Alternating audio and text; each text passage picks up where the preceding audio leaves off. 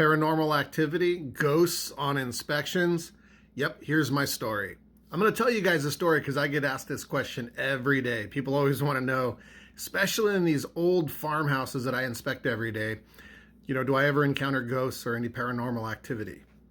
So I have one story, and I've hesitated to tell this story because I'm nervous that people are going to think I'm crazy.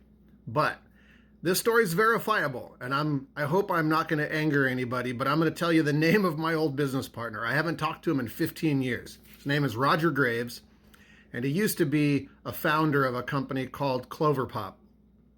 He and I had a technology company in Monterey, California. So a lot of you people that live in Monterey or in that area are going to know exactly the building I'm talking about. But this didn't happen on an inspection.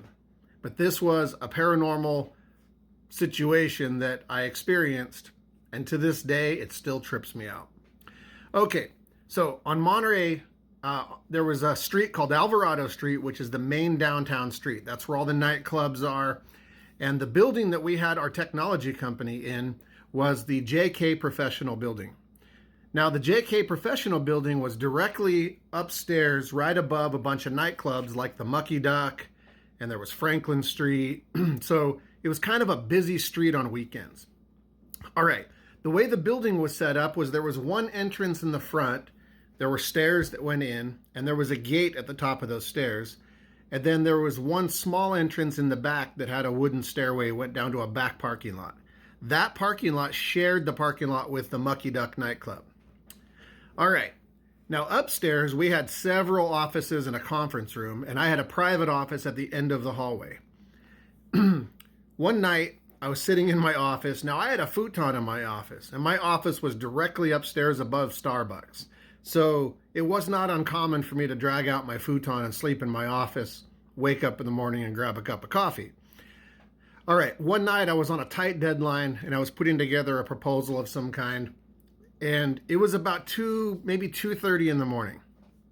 And in the hallway of the building outside, I heard like a commotion.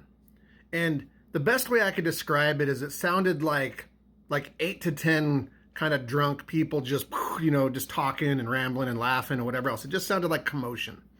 And it sounded like a bunch of people coming down the hallway. And I didn't really think much of it, right? I heard the commotion kind of pass my office and go down the hallway. And all I was thinking was, what a bunch of jerks. They're probably just drunk. And that night, I went to sleep in my office. I woke up the next morning. Now, we had a community bathroom in the building. It was like one bathroom upstairs. And I grabbed my overnight bag and walked down to the bathroom, and I was brushing my teeth. And one of the other tenants from an office down the hallway from us popped into the bathroom, and he goes, "Man, did you hear about last night?" And I was like, "Yeah, I heard a bunch of commotion in the building." And he goes, "Oh, yeah, this building is haunted."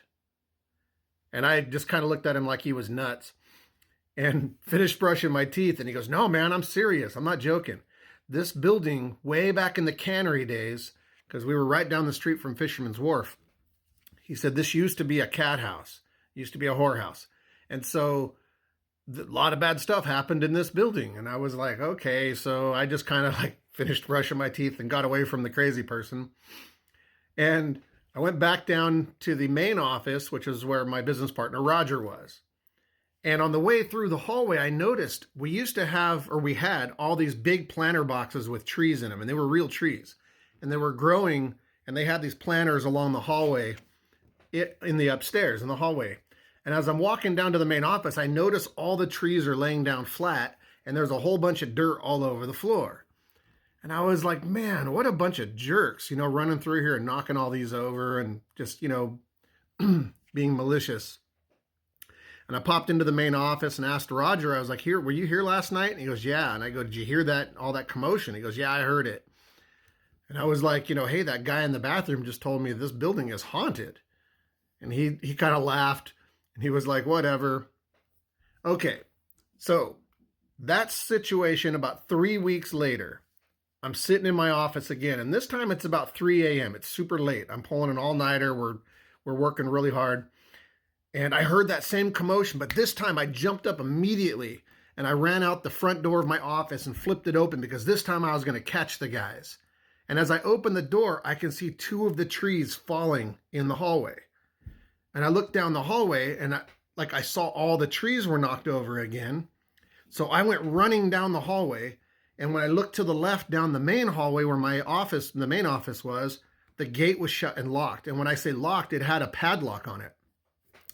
And I ran over to the front entrance and it was also shut and locked. There was a padlock on it. So now I'm kind of pissed and I'm like, I'm going to call the police, right? So I dialed 911. It's like, hey, we got some people in the building.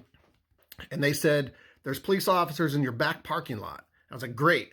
So I'm telling you, within like 1 minute, we had a police officer at both entrances.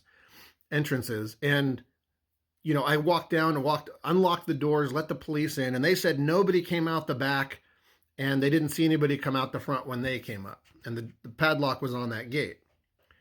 And I was just sitting there like scratching my head going, like, I know everybody in the building. And like, I don't think they all ran in an office somewhere. And the fact that I saw the planters falling over. So Roger and I walked over to one of the planter boxes and I reached down to try to pick it back up because it was laying down and there was dirt all over the floor. And 2 grown men could not lift that planter box up. I looked at Roger and like the hairs on the back of my neck stood up because I realized these things weighed like 400 or 500 pounds. They were full of dirt. And I just looked at Roger and was like, whoa, like this is some crazy stuff, right?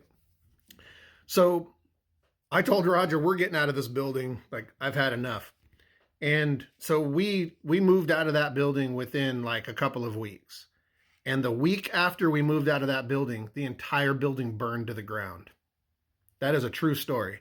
The JK Professional building in Monterey burned to the ground right when we moved out. So we kind of dodged a bullet on that. So to this day, I do not have an explanation for what happened in that building. I don't think it's humanly possible, even for 8 guys, to go running through that building and knock over all those trees because they were super heavy and there's no way I wouldn't have caught them that night. And to this day, I kind of just always remember that as being like some weird stuff that I couldn't explain. And that is definitely a big bunch of nope.